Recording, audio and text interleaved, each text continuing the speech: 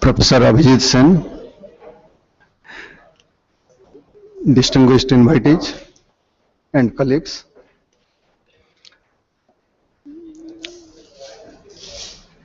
It's indeed a pleasure for me to extend a very warm welcome to Professor Sen, who has been the member of the Planning Commission for now close to 10 years, and also he is a member of the Finance Commission.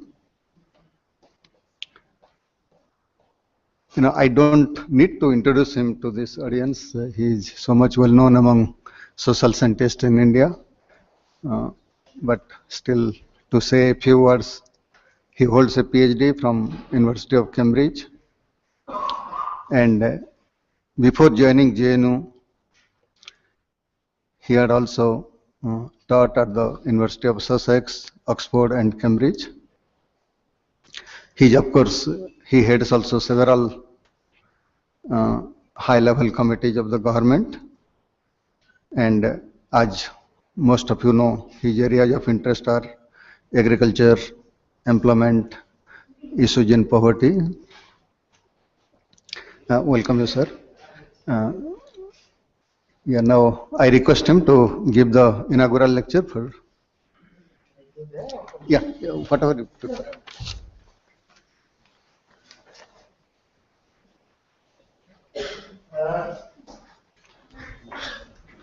Let me first apologize.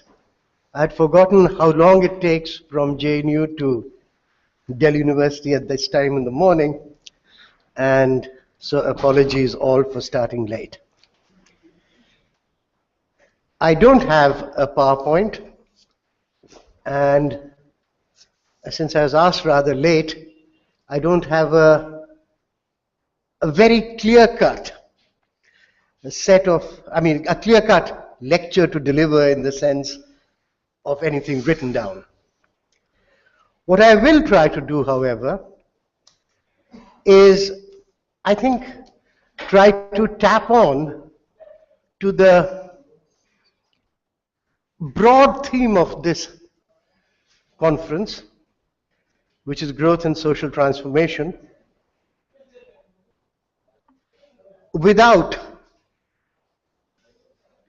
sort of crossing my disciplinary boundaries. I know that this conference has much which is, I'm sure, richer than we economists can understand, but I, as an economist, will not trample into fields which I know nothing about. So broadly, I shall try to speak around a set of themes which incorporates the following. And the following that I am giving you just now are simply titles in your conference: Reviving Growth, Social Consequences of Growth, the Role of Agriculture in It, and certain other concerns.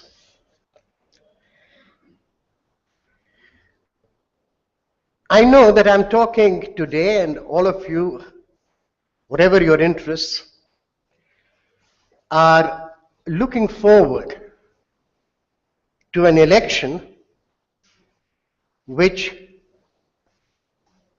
promises to be both interesting, probably quite frightening, and certainly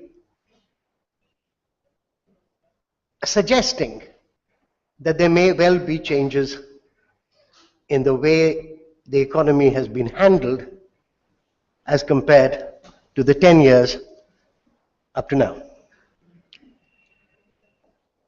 All of this is in the background of rather pessimistic readings by a whole set of people regarding the economy today, and much of, I think, your first session on reviving growth will reflect some of those concerns. Now, broadly, in this mood of pessimism. What we have from the pink papers, certainly, but I think generally a middle class sentiment about, yes, we did have growth at 9% plus for a few years, but since then we've messed it up. We've thrown too much money towards doles.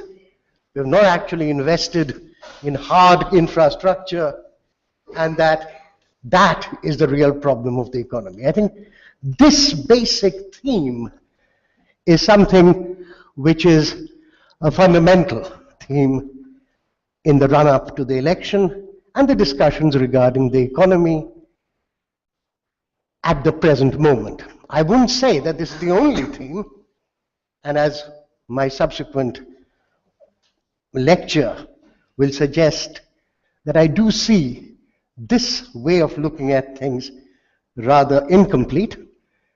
But this is certainly, I think, the way in which much of the media and many of those who pervade the media do look at the Indian economy. Now, let me begin with a few numbers. And let me begin essentially with the GDP growth figures. Now, suppose I take a fairly long period of time, a period of 30 years, starting 1983. In the first 15 years of that 30-year period, that's from 1983 to 1998, the average rate of growth of the economy was 5.7%. When I say 5.7%, this is simply the average of annual rates of growth. And all subsequent growth rates I'll give you are just that, averages of annual growth rates in the period concerned. So for the first 15 years, from 83 to 98, the economy was growing at 5.7%. Then in the next 5 years, and the next 5 years are the NDA years, the economy grew at 5.9%, really not different from the previous 15 years. UPA 1, that is the 5 years after that, 2004, 2009, it was 8.4%. Now that was a very substantial jump from the 5.9 in the previous 5 years. Since then, which is UPA 2, which is 2009 onwards, the economy has averaged a rate of growth of 6.7%, a substantial fall from the 8.4 in UPA 1, but substantially higher than either the long period average of before this, the first half of the 30 years that I looked at, or indeed the NDA period. So, on an average, the rate of growth in the last 5 years, bad as it is compared to the UPA 1 period, is a whole percentage points higher than in the NDA period or in the 15 years before that. That's not bad. Of course, one could of course turn around and say, but look at the last 2 years where it's 4.5%, and that's really what it matters. I'll discuss that. I'll come back to that issue of revival later. But it is worth thinking about 5-year intervals because there are blips and ups which need to be averaged out. Now, if things look good on growth, they do look bad on something else.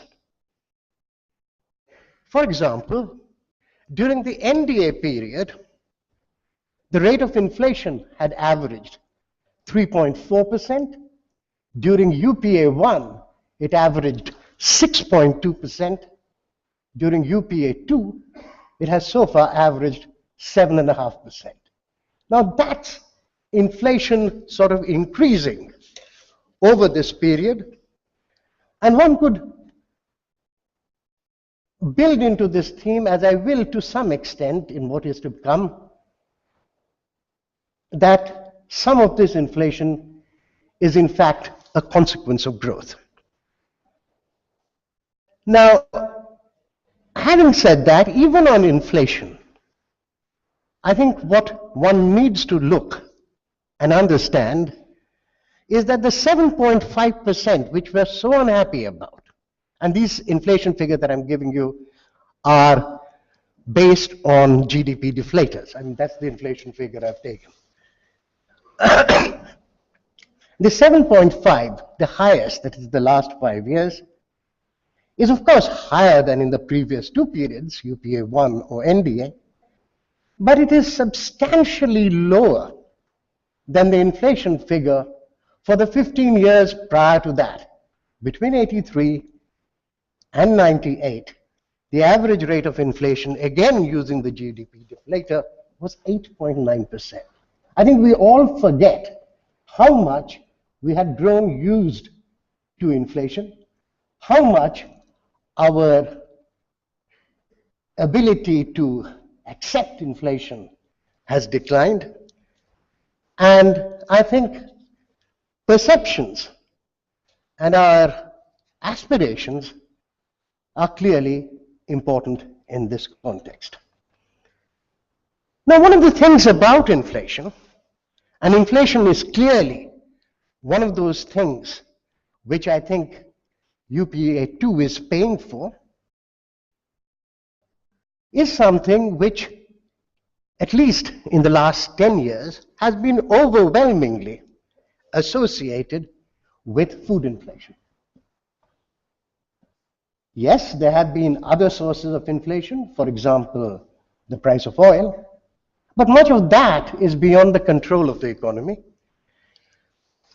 And the real worry and the real cross on which I think the UPA's performance is judged is really food inflation.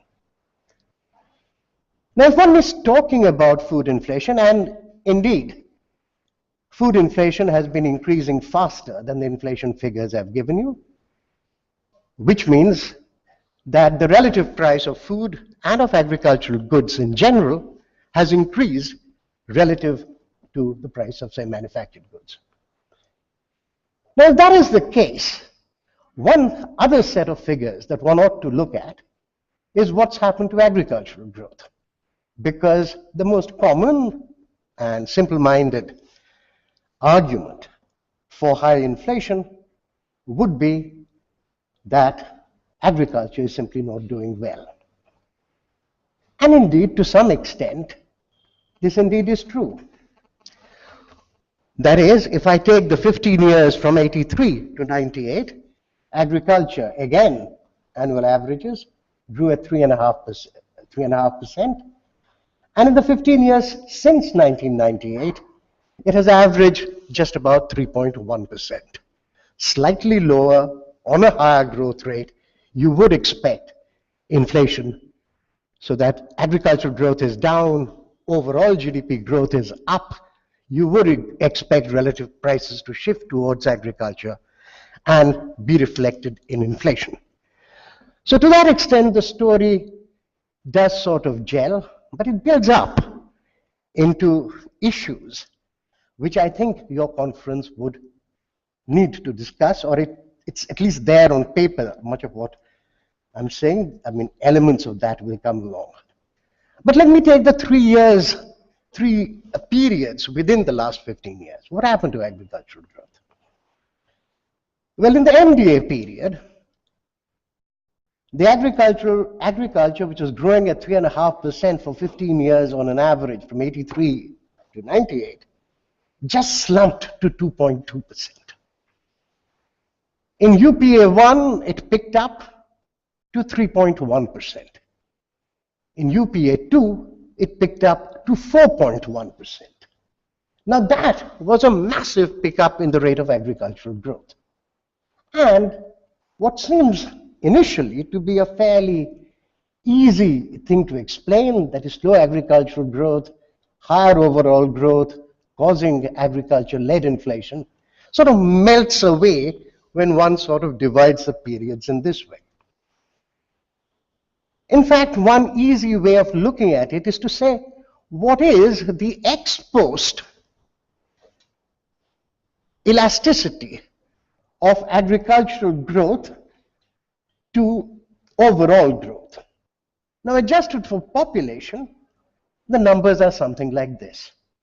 It was about 0.45, 83-98, fell very sharply to 0.14 in the NDA period, rose a little bit to about 0.25 in the UPA 1 period, and has actually crossed 0.5 in the UPA 2 period.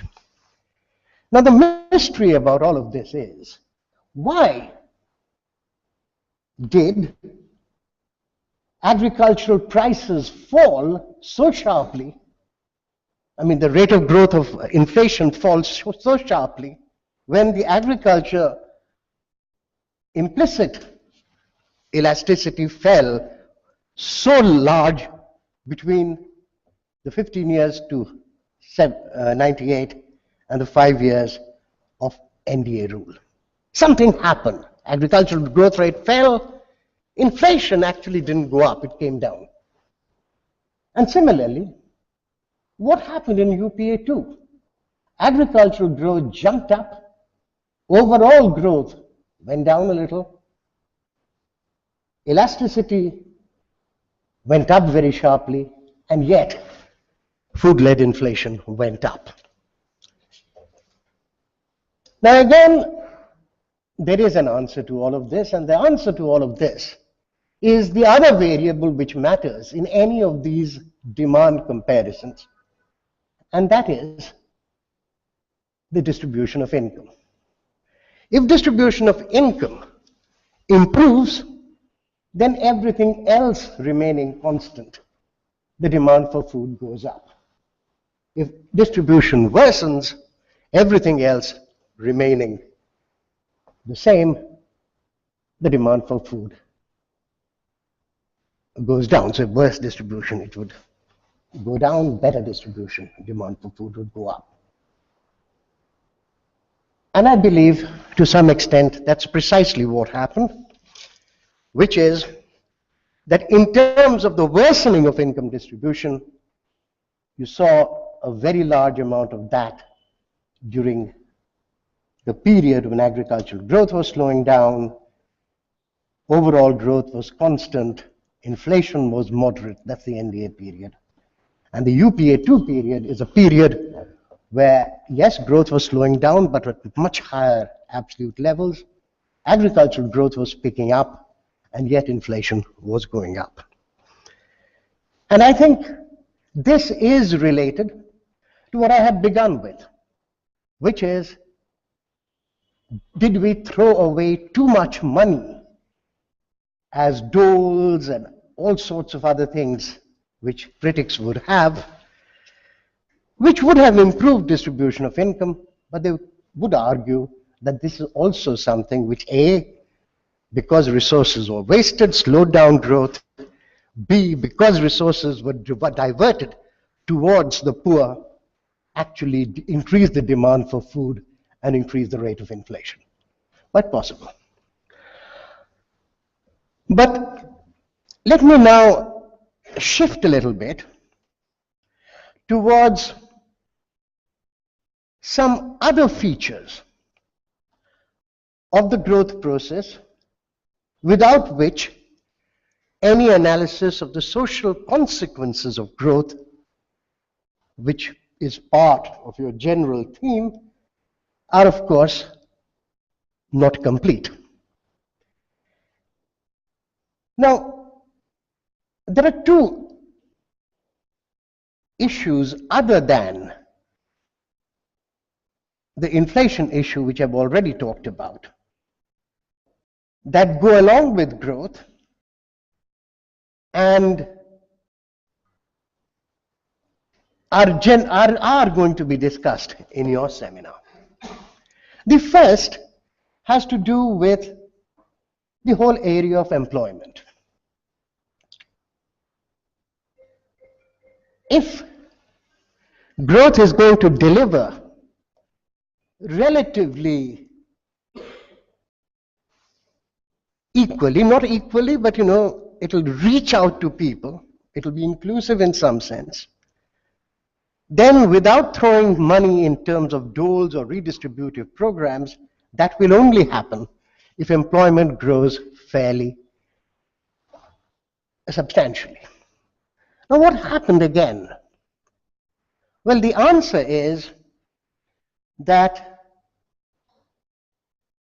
the big difference between the previous years and the 10 years of UPA is that overall growth does not seem to have gone up. That's the other criticism of the UPA period. That is, you take the NSS of 2004-05 and take subsequent NSS rounds, employment growth is pretty low. However, there are two very big issues here. One is that the rate of growth of employment, or indeed the rate of growth of labor force really, is lower in the period after 2004 than ever before, almost ever before, mainly because of something which is happening, which is not going to be discussed in your seminar, but which I think is the big puzzle, which I think Indian social scientists must start to analyze. And that is a massive fall in female labor force participation. If we leave out the female labor force, then actually the employment growth goes up. That is, for males alone, the rate of growth of employment goes up. But the female labor force participation, and this is not simply employment, this is simply participation in the labor force as the NSS defines it. A massive drop in this. I'm not an expert in this very important area, but there are a number of ways of looking at this problem. Amongst other things, issues regarding discrimination and the role of society in determining what place women get in the labor force is one of those. Associated with that, of course, is that there has generally been a tendency in the Indian past data that in periods when things are good, women are pulled out of the labor force. And when things are bad, they're pushed into it. If so, I think one of the weaknesses of the Indian economy, and this is a weakness which will continue, is that maybe high growth rates, especially high agricultural growth rates, have actually led to some impetus in withdrawal of women from the labor force. This is one part of the story. The other part of the story is, on the labor force, on the employment side, is that there has been an absolute decline in employment in agriculture. The NSS data since 2004 show, depending upon the way, there are three different measures of employment that the NSS uses. Depending on which one you use, between 2004 and 2011, the agricultural labor force declined by anything between 6 and 11%. This is not a small amount. This is the first period ever that India's agricultural labor force declined. Now, part of this was, of course, related to the decline in women's participation rates, but it holds even if we look at males. That decline took place. Now, that's important. And decline, an absolute decline in agriculture labor force at a time when the agriculture growth rate went up quite substantially. Labor productivity in agriculture increased quite sharply. And that is reflected in the fact that one of the things building into inflation was that agricultural labor in particular, but rural labor in general, and casual labor even across the urban side, wage rates were growing quite substantially. In fact, the average growth of real wages since 2007 has been in the neighborhood of 7 to 8%. This is the real wage rates. Now, if there is anything which would suggest improved equality in income, not improved equality, but less unequal growth outcomes, it is this growth in the wages of the poorest segments of the population. And that goes hand in hand with this decline in the agricultural labor force, probably also with the withdrawal of female labor. On the other hand, when we look at employment in non-agriculture and leave aside construction, which is the big place where growth came, that is largely casual, wages linked to what was happening in agricultural areas. But when you look to what normally you and I think about as employment, which is regular jobs, the rate of growth of regular employment, not casual employment, not self-employment, but regular salaried employment, this sort of employment, actually the rate of growth went up. Again between 2004 and 9, again after that. So that segment did quite well in terms of employment growth. This is not always recognized. The figures get swamped by what was happening to agriculture. But the good jobs, so to say, their rate of growth was increasing. But there is something of a mismatch here as well.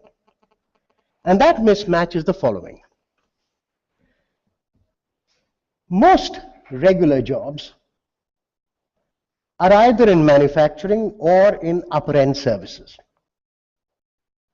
Of these, we have fairly good data about what is happening to the registered manufacturing sector, the ASI sector.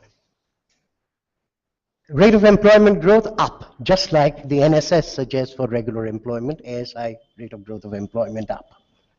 But the real wages of ASI workers, that is workers working in the organized sector manufacturing, hardly grew at all.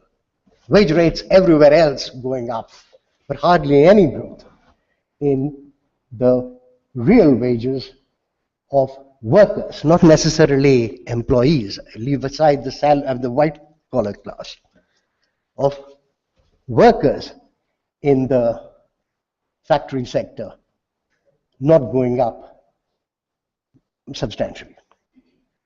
And I think on that hangs another tale, and that is, overall during this period, the improvement in the UPA thing was much more in rural areas than in urban areas. The relative improvement. I'm not saying that the urban people didn't do better. The very rich obviously did. But those amongst the urban population who are not amongst the rich probably didn't get growth rates in their income as much as the rural people did. And obviously, urbanization, an issue that you will be discussing, has had all sorts of other things. On the one hand, buildings are coming up all over the place. On the other, all urban agglomerations are expanding horizontally. Roads have at times improved, at times have gone worse. But more roads, more buildings have been overtaken by huge amounts of congestion and huge amounts of demand on water and sanitation which have not been met. Quite apart from the relatively slow growth of wage rates amongst those in the urban category who are not casual, but not the rich either. That is, those like the factory workers, is therefore a picture of relatively high growth being seen around them, basic services not keeping pace with its requirements, and real wages falling relatively behind those above them as well as those below them. Now, I think you can see in all of this the makings of what can be an electoral way of looking at the next election, where the chips are likely to fall if one looks at this group, or indeed any group in rural area which is aspiring to join this particular group in rural India. In urban India. They want to migrate into this. And I think thereby obviously hangs a tale about something went wrong in filling in this important part of the urban lower middle classes, urban services, and that is related, of course, with also the fact that this particular group of people, large it is, did not get either NREGA or the PDS. PDS was collapsing in urban areas, and that all these doles that were being thrown around weren't actually reaching any of them. And I think that would be a fair sort of a reading.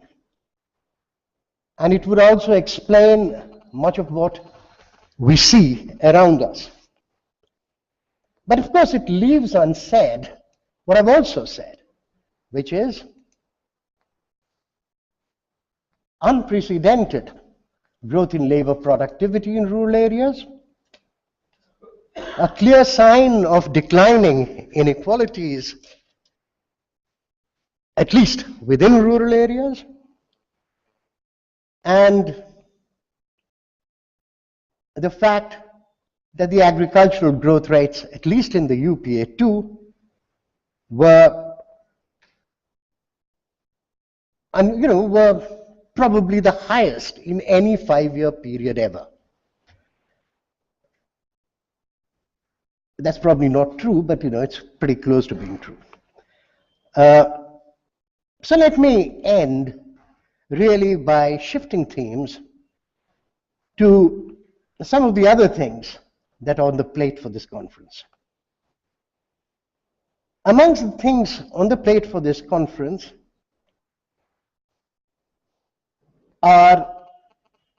is of course the whole issue of reviving growth. I'll again come to that a little later. But before that, let me take up one theme which I'm happy figures in this conference's agenda, and that is the whole area of climate change, risks from climate change, risks of resources, and the whole area of greening development and reforming governance. Now, this is an area which is related to one of the reasons why growth rates slowed down so considerably in the last 2 years. You're all familiar with, of course, the concept of policy paralysis. And the policy paralysis goes hand in hand with, most clearly, the outcomes following a whole series of court decisions regarding the public space of publicly owned resources, be it spectrum or mining. And the decision to slow down some of this, much of this decision was court-led, either directly or because officers felt they could not get clearances as quickly as they did. They were just too scared to do so. Now, slowing down of the growth rate because of that is something which the media has picked up, and I think rightly. Rightly, because what it does suggest is some of our growth, the high growth that you saw, was built upon precisely the privatization of publicly owned resources of this kind in the period of high growth. Many, in fact, have said that, you saw it started earlier. It certainly was there in the NDA period, but it sort of multiplied. Is what a lot of people would call primitive accumulation. In other words, you are simply accumulating and investing on the basis of what should have been public property was being hugely privatized. And that was a basic growth, and when that slowed down, growth itself slowed down. So that's one explanation of the slowdown of growth. The question then is, that do we, after the election, go back to that accumulation story? So that's one side of it, but I'll come back to the issue of slowdown again. But the other side of the climate change story is a much nicer story. Nicer in the sense that I think all of us, including me, are worried about climate change but tend to forget about it. Whenever we are reminded, most of us, I think, now accept it. There are still those who think that this is a fairy tale, it's not going to happen. But most of us who do believe that there is something, a lot in that, do tend to note that and then completely forget about it. Let me give you a couple of numbers again. In the last, well, I won't take the last 5 years because I've not looked at those numbers, but those numbers I have looked at are the numbers for the 11th five-year plan period, which is from 2007 to 2011. 5 years, pretty recent. Now, these 5 years contained 2 years which were the hottest ever recorded ever since temperatures have been taken and regularly published by the meteorological department. It's number 1 and number 2. The coolest of these 5 years was the 16th hottest ever recorded. Okay, so this is a 5-year period, contains the 2 hottest years ever recorded, and the coolest year in these 5 years was the 16th hottest ever recorded. I don't think one can deny on that basis, whether one calls it climate change or others, that these 5 years were clearly an outlier from past trends. Yet, agricultural growth was around 4% for these 5 years. And that despite the fact that we had in this period 2 very bad years, including the worst monsoon, the lowest monsoon rainfall in 40 years. Now, what that shows is that it is possible, and it has been done, that despite heat, despite low rainfall, you've been able to somehow bring a degree of stability to agriculture. Agriculture is something which is going to be discussed. I don't know whether these aspects will be discussed. But another simple piece of statistics. If I go back to 1950 or even the 1983, now take any decade, that is any moving decade, any 10-year period, or any 5-year period, let's say. Take any 5-year period before 2004. that is before UPA 1. On an average, in any 5-year period, you'd get a little more than 2 years, sometimes 2, often 3, very rarely 1. 2 is, I think there's only one 5-year period where it dropped to 1. But 2 years is the minimum, 3 years normal, where agricultural output growth was negative in every 5-year period before this. Since 2004, there's not a single year in that 10 years for negative agricultural growth. And many other reasons for that, diversification and things of that kind. But the extent to which we are getting a degree of stability in agriculture, and this happening while actually agricultural labor is moving out, this happening given that our natural resources conditions in agriculture are pretty much more depleted at the end of the 50 years of development than before it, are all things which should make us at least look forward more confidently and not get too scared about climate change. We can handle it in some sense. I mean, if we put our minds to it. I won't go further into it. But on that background, let me come back to the issue of revival of general growth. Now, is revival something which we ought to talk about at all? Now, normally, if you see a blip where the average is about 6.7, as I said, for the last 5 years, over 7% for the last 15 years, if output falls to 4.5 in 2 years, normally it's something one ought not to be too worried about. It can be something, simply a blip away, which will correct. The reason why this 4.5% might be a bit more worrying is because normally India's ups and downs in GDP growth have gone along with ups and downs in agricultural growth. This time round, it wasn't. Second, India's periods of growth have been associated with,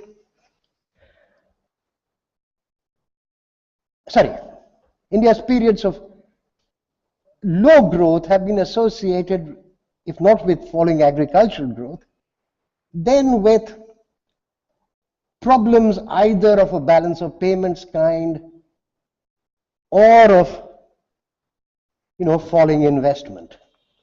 Now, yes, we did have a balance of payment problem. The current account deficit had crossed 4 for a little while. That's corrected now. Investment has been falling a little. It had gone up to 36%. It's now down to around a little above 30.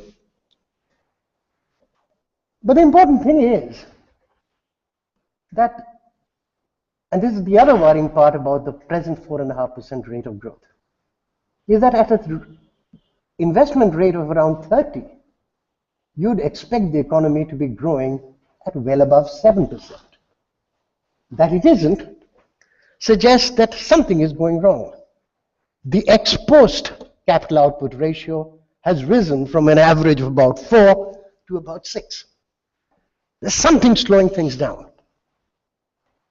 Some of that answer can well be in the policy paralysis, not enough mining, not enough this thing, that there are real setbacks on the supply side. That may well be true, but then the question for the future is, what are we going to do to correct that? Just leave it open again, or get the government to get into those areas? Some would say put in a lot more into investment, not do other things. I mean, not get rid of all these handouts. But I think there is, in this 4.5% story, another bigger story. And I think that bigger story needs to be reflected upon. I think growth will revive, but I think the revival of growth will not be as automatic as a lot of people might assume. The reason it isn't going to be automatic is to revive growth towards, say, that 7%, which is feasible given our investment rates, would require some element of the components of GDP on the demand side to grow faster than 7%. That would be the source of revival. Frankly, I don't see any. The only one, I don't see any in the very short run. Why? The world economy is still doing poorly. The growth miracle in 2004, 2005, 2006 was because the world economy was growing fast. The world economy isn't growing fast. As a result, from the trade side, that impetus is not there. Government investment and government expenditure. Well, one of the things we have got used to is, and I think we are being pushed towards, is fiscal discipline. And if the roadmap for fiscal discipline, which is being followed by the government over the last 2 years, is followed, we will see actually a cutback in the rate of growth of government spending, not an increase in it. Indeed, the medium-term fiscal management framework suggests that the government would, over the next 2 years, cut the central government's expenditure from 13.7% of GDP to 12.8% of GDP. That's a huge cut. It's a 1% cut, 1% of GDP cut in government expenditure. That's not going to create the demand. Given all that, the only thing which could then is really investment. Would investment react, and what would it react to? Now that's the whole area of reforms, something which kickstarts private investment, but that private investment would have to restart from a point where at the moment it has actually invested more than growth is accounting for. And what will be the great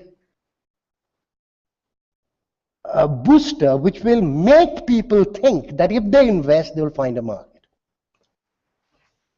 And I think it can be done, but as I said, it will be difficult.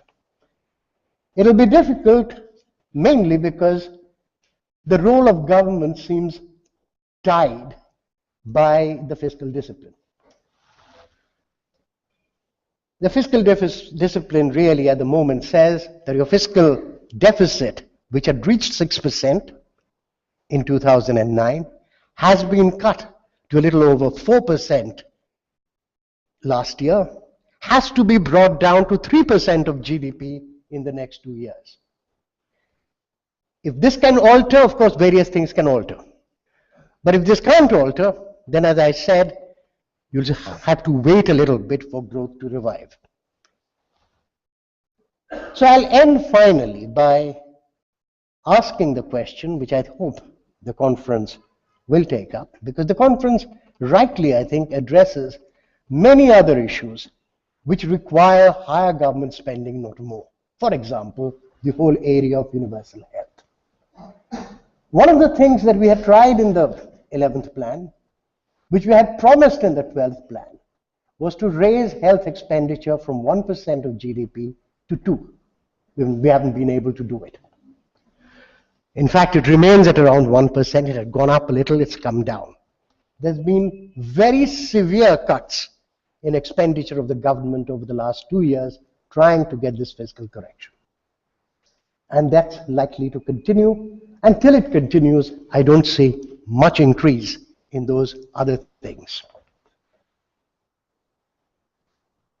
Having said that, there is of course one side of the government equation which I must flag, which is that one of the things we've seen after 2009 is that tax rates fell from about 12%, I mean the central government taxes, from about 12% of GDP to around 10% of GDP. A 2 percentage point decline in the taxes of the central government.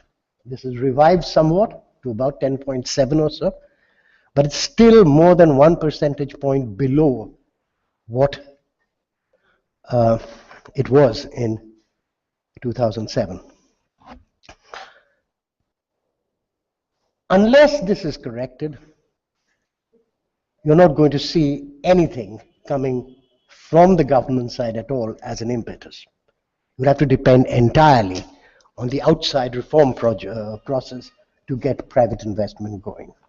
And you will see very little of all those social sector spending that you're expecting. Indeed, expenditure on many other sectors might well come down.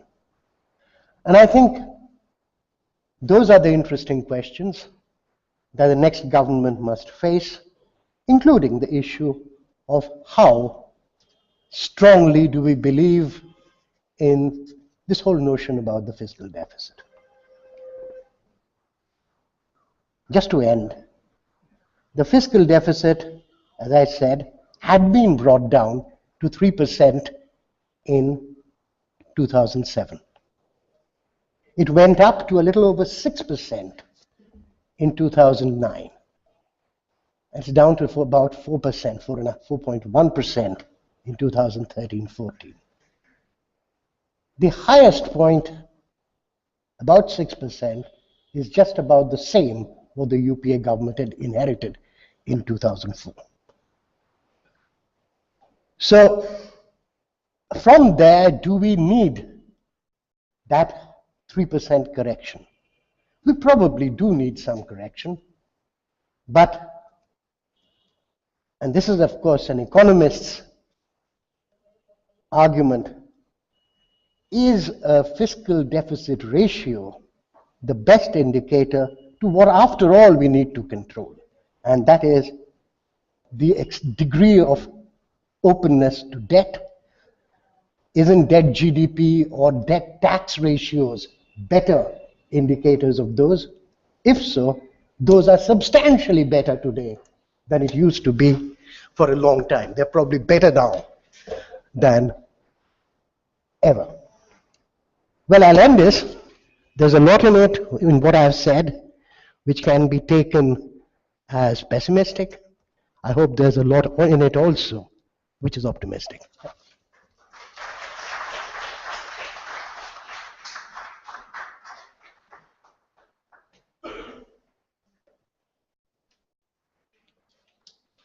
Yeah. Thank you, Professor Sen, for your assessment of a wide range of issues, starting from growth, distribution, employment, climate change, and even other sectoral policies.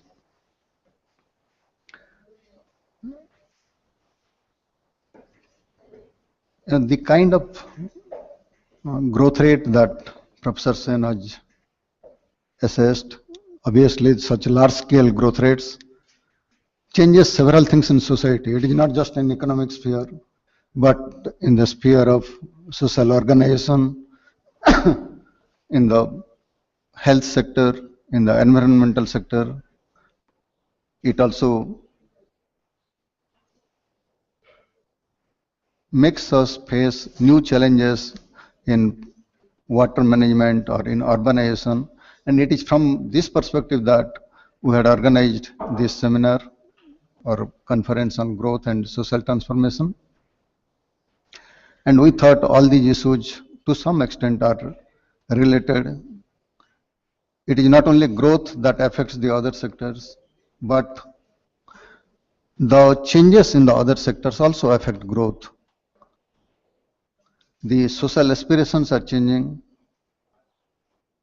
The way the people collectively organize themselves, that itself is changing. And there is social mobility. But one of the best things possibly that has happened, which we did not achieve, in the economic sphere in the last 5 decades or so, was what Professor Sen was referring to, the absolute decline in the labor force in agriculture. And that indeed, if that continues for some more time, another decade or two, that might also help in solving some of the divides that one of the plan documents talked about. But at the same time, we also need to devise new institutions and new mechanisms to manage some of the changes, particularly in the age of globalization, which is inevitable. We can only try to calibrate it to suit our needs and design policies around that. Uh, I think it is from this perspective that we need to analyze the social and economic development issues from a multidisciplinary perspective. And I hope this seminar will contribute towards that. And as academic institutions, we also need to analyze some of these issues, bring it to the public knowledge, and also suggest certain policy prescriptions. And IG will obviously continue to be engaged in some of these areas. But anyway, I would take this opportunity to thank Professor Sen for inaugurating this conference, providing several new insights, and I hope that will also set the tone of the conference for an assessment of several issues he talked about. I would also like to take this opportunity to thank the speakers and the panelists in various sessions, as well as to my colleagues who have helped us in wholeheartedly in organizing this conference, and also to the administrative staff. Thank you. I think we'll reassemble after about 15 minutes.